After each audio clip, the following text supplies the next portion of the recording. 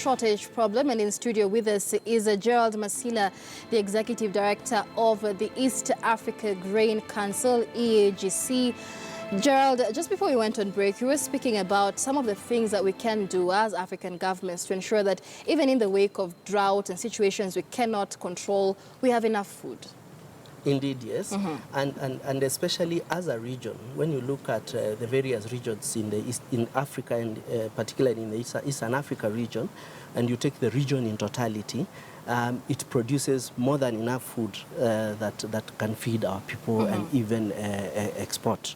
The challenge normally is that moving food from where it is surplus to areas where it is deficit is a very big challenge, because trade in food in Africa, we don't trade sufficiently among ourselves, and as a result you will find situations where one part of the continent there are serious drought and famine and people are dying out of hunger, whereas you have other parts of the same continent where people have grain and food and they don't know where to take it and how to take it to the market. And I think we've even seen that here in Kenya, where we had neighboring communities or neighboring counties. One is in the brink of starvation, while the other has so much food that their cows are literally feeding and eating what human beings on the other side really need. But so that then, what issues then need to be discussed in terms of trading within Kenya, within Africa, when it comes to food? Is that a transportation issue? Is it a technology issue? What is it? So the biggest of the issues is a policy issue. So it's a policy issue across countries where there are so many barriers to trade. If you are trading in food, trying to export maize or wheat or rice or any of these food items from one country to the other, you find a lot of barriers to trade. So it becomes difficult for you to do formal, good, above board business in food because of the policies that are in place. So the policies need to be addressed. You can, even when you look at the EAC situation where we say we are a common marketing and we are even a customs union, which means that food and people and all that should flow freely across the borders, it does not happen.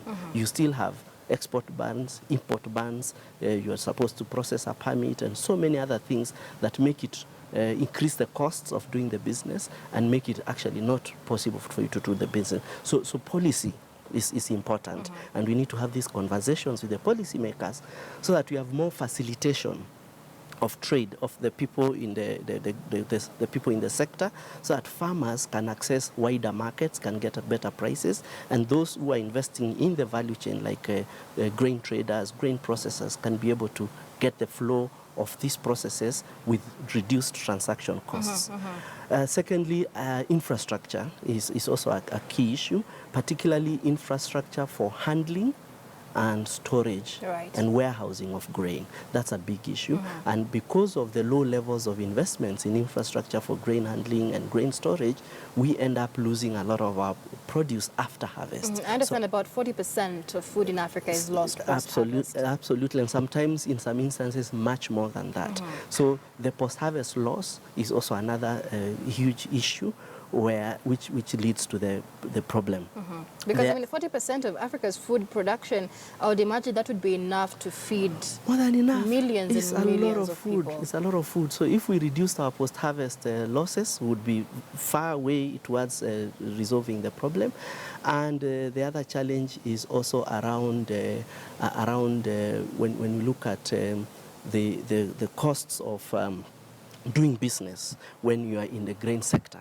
Accessing finance, if you are going to invest in a policy, in a processing factory, in a conversion factory, to access finance, and even when you are doing production in terms of agriculture, we have a problem with access to finance in our sector. Why is there a problem? The financing institutions don't have products, financial products and services that are suited to agriculture and agribusiness. If you go to a bank today and you want a loan, you will not get a loan that fits what you require, because in agriculture things take time. There's a time you have to plant, you have to till, you have to wait, and it takes months up to the time you harvest. Most of these financial institutions will give you a loan and they want you to start paying interest tomorrow morning, and you have not yet you've not yet converted your product.